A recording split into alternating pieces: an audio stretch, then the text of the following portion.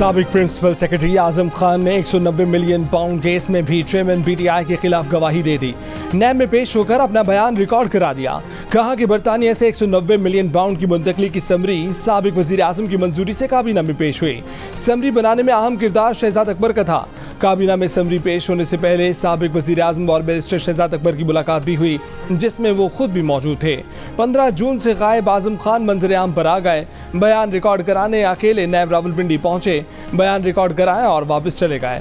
इससे पहले तहरीक इंसाफ के साबिक रहनुमा फैसल वावड़ा कह चुके हैं कि बंद लिफाफे में ही समरी काबीना में मंजूर कराई गई थी, किसी को तफसील का इल्म नहीं था।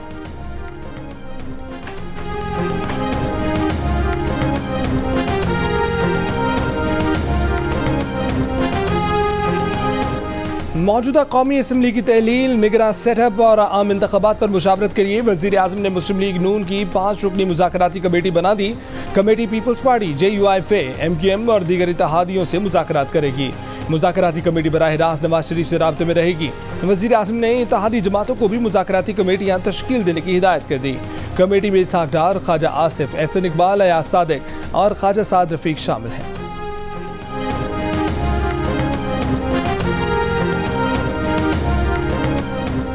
तोशाखाना केस में जज हुमायूं दिलावर ने रोजाना समात का हुक्म दे दिया। आज फिर समात होगी।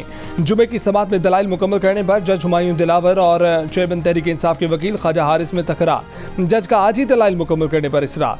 ख्वाजा हारिस का पीर तक समात मुलतवी करने पर जोर। जज ने कहा कि नमाज जुमा के बाद दलाइल मुकम्मल करें, आपके पास आज जिरा मुकम्मल ना करने का कोई जवाब नहीं। ख्वाजा हारिस बोले कि उन्हें ताज़दम होना है। समात पीर तक मुलतवी हो गई तो क्या हो जाएगा, नमाज जुमा के बाद उनके पास वक्त नहीं है। ये कहकर ख्वाजा हारिस कमरा अदालत से निकल गए और वक्फे के बाद ख्वाजा हारिस अदालत में नहीं आए।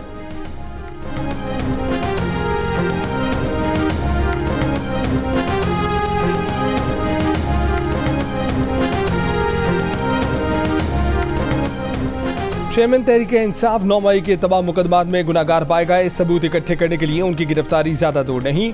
लाहौर की इंसदादी दहशतगर्दी अदालत में समात के बाद स्पेशल प्रोसिक्यूटर फरहाद अली के दावे। ये भी कहा कि साबिक वजीर आजम की इदारों को बदनाम करने की मुनज़्ज़म मुहिम साबित हो चुकी, उन पर फर्द जुर्म आयद होने जा रही है। अब ये जमानत का केस नहीं बनता। लाहौर की इंसदादी दहशतगर्दी अदालत ने 9 मई के 5 मुकदमात में चेयरमैन तहरीक इंसाफ की जमानत में 8 अगस्त तक की तौसी कर दी।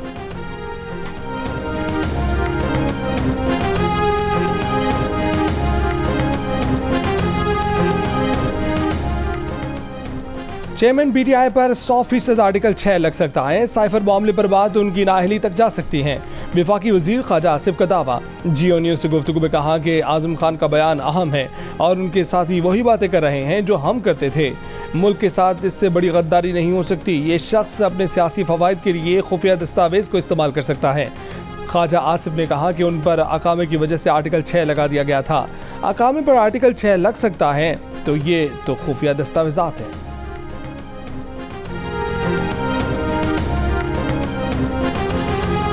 इस्लामाबाद में बैठने वालों को अंदाजा नहीं कि अवाम कितनी मुश्किल में है। कायदे अवाम ने सिखाया था कि अवाम को रोटी, कपड़ा और मकान दिलाना है। चेयरमैन पीपल्स पार्टी बिलावल भुट्टो ने सैलाब मुतासरीन को 20 लाख घर बना कर देने का ऐलान कर दिया। लाड़काना में तकरीब से खिताब करते हुए कहा कि ये सफर सिंध भर में शुरू हो रहा है।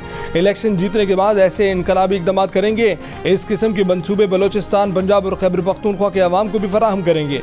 ऐसे मजबूत घर बना कर देंगे जिन्हें सैलाब से नुकसान नहीं पहुँच सकेगा। घरों के मालिकाना हकूक घर की खवातीन को देंगे, क्योंकि खवातीन मुआशी तौर पर मजबूत होती हैं तो खानदान मजबूत होता है।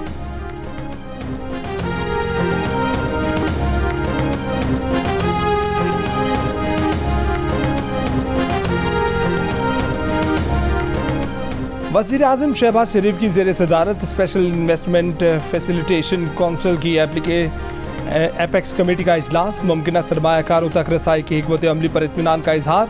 सरमायाकारों के लिए तैयार करदा मनसूबों का जायजा लिया गया।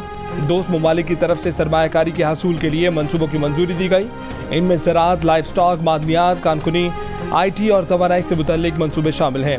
इजलास में army chief general Asim Munir, वज़राए आला, वफाकी और सूबाई वज़रा और आला हुक्काम शरीक हुए।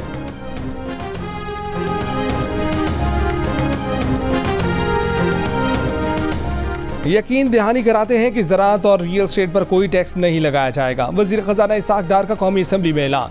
कहा कि IMF की सख्त शराइत की खबर दुरुस्त नहीं, रियल एस्टेट या ज़राअत पर मजीद एक पैसे का भी बोझ नहीं डाला जाएगा। IMF मुआहदे की दस्तावेज कौमी असम्बली में पेश। इसहाक डार ने कहा कि तमाम दस्तावेजात वजारत खजाना की वेबसाइट पर मौजूद हैं। गुज़िश्ता हुकूमत की नाकिस पॉलिसी के सबब मुल्क की मईशत को मुश्किलात का सामना करना पड़ा। कोशिश है कि मुल्क को मुआशी तौर पर मुस्तहकम करके छोड़ कर जाएँ। मौजूदा पॉलिसियाँ बरकरार रहीं तो 2 साल में पाकिस्तान में अफरात ज़र 7% पर चली जाएगी।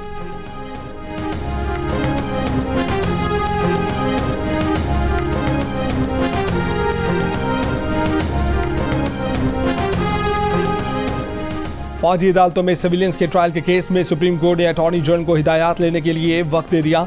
जुमे के रोज की समाअत का तहरीरी हुक्मनामा जारी। हुक्मनामे के मुताबिक केस के मेरिट पर अटॉर्नी जनरल के दलाइल जारी हैं। अटॉर्नी जनरल ने यकीन दहानी कराई है कि अभी तक किसी ज़ेर हिरासत शहरी पर सजाए मौत या उम्र कैद की दफ़ा नहीं लगाई गई। आज तक किसी ज़ेर हिरासत शहरी का मिलिट्री ट्रायल भी शुरू नहीं हुआ। अदालत को बताए बगैर मिलिट्री ट्रायल शुरू नहीं किया जाएगा। फौजी अदालत में आम अदालतों की तरह कानून के मुताबिक शवाहिद रिकॉर्ड किए जाएंगे।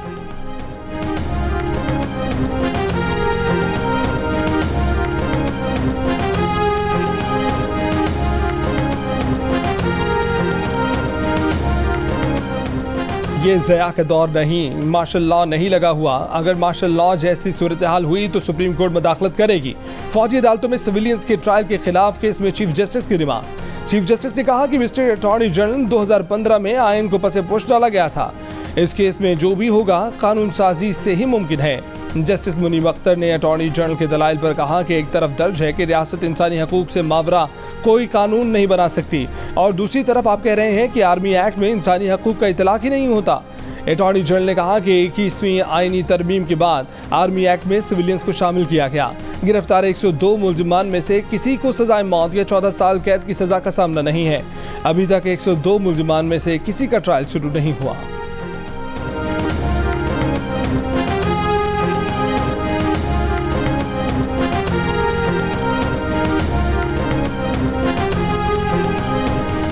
जस्टिस काजी फायज ईसा के खिलाफ दोबारा नजरसानी वापस लेने की दरखास्त मंजूर। चीफ जस्टिस पाकिस्तान ने क्यूरेटिव रिव्यू वापस लेने की बुनियाद पर निपटा दी। साबिक हुकूमत ने काजी फायज ईसा केस के नजरसानी फैसले के खिलाफ क्यूरेटिव रिव्यू दाखिल किया था। मौजूदा हुकूमत ने 1 मार्च 2023 को क्यूरेटिव रिव्यू वापस लेने की दरखास्त दायर की। सदर मुमलिकत ने वज़ीर आज़म की एडवाइस पर क्यूरेटिव रिव्यू वापस लेने की मंजूरी दी। 27 जुलाई 2022 को वफाकी काबीना ने क्यूरेटिव रिव्यू वापस लेने की मंजूरी दी थी। चीफ जस्टिस उमर रज़ा बंदयाल ने चैम्बर में समाअत के बाद फैसला महफूज कर लिया था।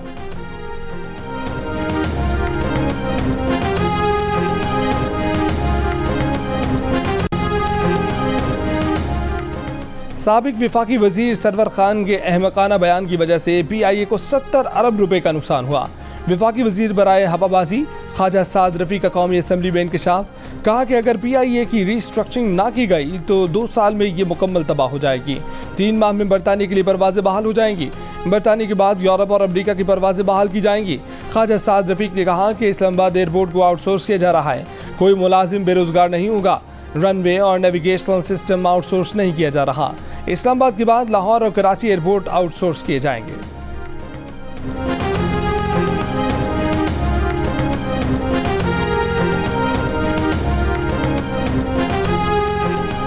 तहरीक इंसाफ के रहनुमा हमाद अजहर ने कहा है कि सबसे ज्यादा नफरत अंगेज हुकूमत का दौर खात्मे के करीब है। ये सियासी इंजीनियरिंग की बदसूरत आलाकारों के खात्मे का दौर है। इस हुकूमत ने मईशत और जमहूरियत की तबाही की सदारत की। इन 16 महीनों में जो लूट मार हुई वो बेमिसाल थी।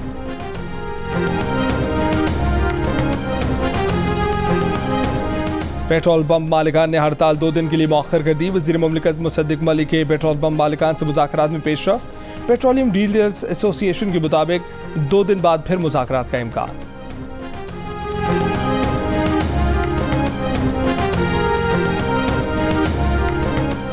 निगरां वज़ीर आला खैबर पख्तूनख्वा मोहम्मद आज़म खान ने रशकई इकनॉमिक जोन फ़ेज़ 1 का बाज़ाब्ता इफ्तिताह कर दिया। 247 एकड़ रकबे पर मुहित फ़ेज़ 1 में 85 अरब रुपए की सरमायाकारी बतवाक़े है। निगरां वज़ीर आला ने खिताब में कहा कि CPEC के तहत बनने वाला रशकई इकनॉमिक जोन सूबे की मुआशी तरक्की के लिए गेम चेंजर मनसूबा है, जिसकी तकमील से लाखों अफराद को रोजगार मिलेगा।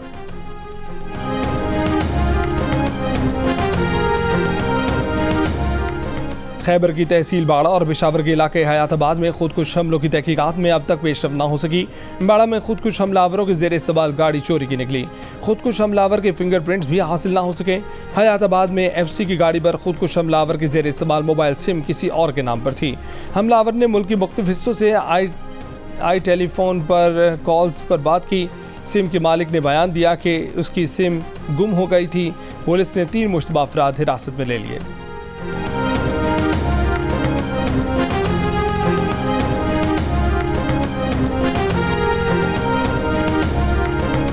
कराची के मुख्तलिफ इलाकों में बारिश। नागिन जोरंगी में बारिश के बाद सीवरेज की लाइन फट गई। पानी रोड पर जमा होने से ट्रैफिक का निजाम तरहम बरहम। कई गाड़ियां सड़क पर खराब। मेट्रो स्टेशन की छत से भी पानी टपकने लगा। शहर के ज़्यादातर हिस्से पर दोपहर के बाद स्याह बादल छाए रहे। शहरी बादलों को और बादल शहरियों को तकते रहे, मगर बारिश नहीं हुई। महकमा मौसमियात के मुताबिक सबसे ज़्यादा बारिश नॉर्थ कराची में 41.6 मिलीमीटर रिकॉर्ड की गई। सुरजानी में 31.3 और गुलशन मेमार में 16.7 मिलीमीटर बारिश रिकॉर्ड की गई।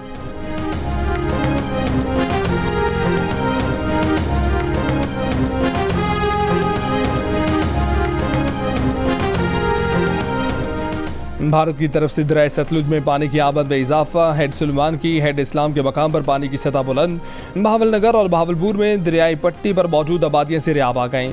फसलें भी शदीद मुतासिर। घोटकी के गांव नाड़ी गडानी के मकाम पर वसू नहर में 60 फीट चौड़ा शगाफ पड़ गया। शगाफ से कपास और चावल की फसलें और 2 देहात से रेआब। दरियाई रावी के सैलाबी रैले के बायस नारोवाल में हज़ारों एकड़ अराजी से रेआब। जसड़ के मकाम पर दरियाई रावी में पानी का बहाव 68,094 क्यूसिक है। चिन्यौर में दरिया चिनाब में निचले दर्जे का सैलाब। पानी का बहाव 1,70,000 क्यूसिक से तजावज़ कर गया। मौजा साहमाल के करीब ज़मीनी कटाव के बायस मजीद मकानात गिर गए और अड्डा कप को मिलाने वाली राब्ता सड़क सैलाबी रैले में बह गई।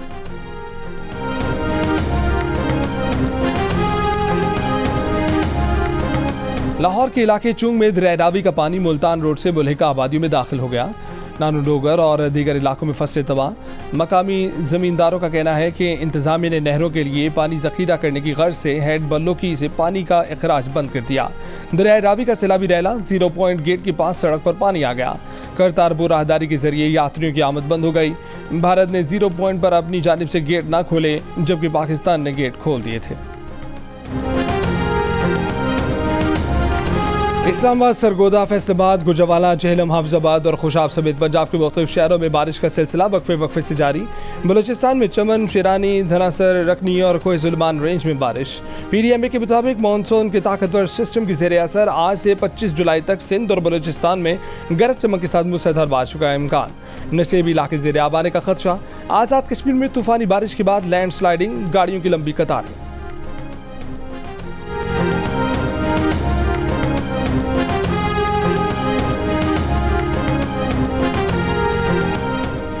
कराची के इलाके औरंगी टाउन में भी एक मोटरसाइकिल सवार की लड़की के साथ नाजेबा हरकत। 18 जुलाई के वाक़े की CCTV वीडियो सामने आ गई।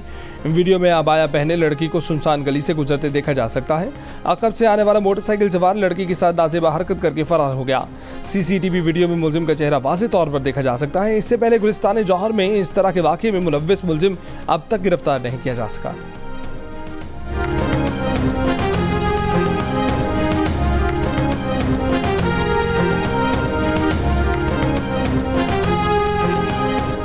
पंजाब के स्कूलों में बच्चों को जिनसी तशद्दुद से मुतल्लिक आगाही देने का फैसला। महकमा स्कूल एजुकेशन पंजाब ने तमाम इस्लाह की तालीमी अथॉरिटीज़ को हिदायत जारी कर दी।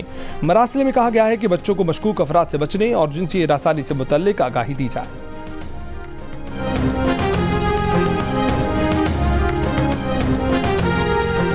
फैसल मस्जिद के अहाते में कुल्फी की रेडी लगाने वाले को CDA स्पेशल मजिस्ट्रेट ने 3 माह कैद और 5 लाख रुपए जुर्माने की सजा सुना दी। मुलजिम ने बाद अज़ गिरफ्तारी जमानत की दरख्वास्त इस्लामाबाद हाई कोर्ट में दायर कर दी। वकील ने कहा कि फैसला ज़ालिमाना किया। जस्टिस तारिक ने कहा कि मुलजिम पर मजीद रेडियाँ लगवाने और भत्ताखोरी का भी इल्ज़ाम है। उसे तो 3 माह की सजा भी कम है। मुलजिम के वकील ने कहा कि रेडी लगाना कोई जुर्म नहीं है। इस पर जज ने कहा कि जुर्म क्यों नहीं है, आपके घर के आगे कोई रेडी लगा दे तो क्या वो जुर्म नहीं है।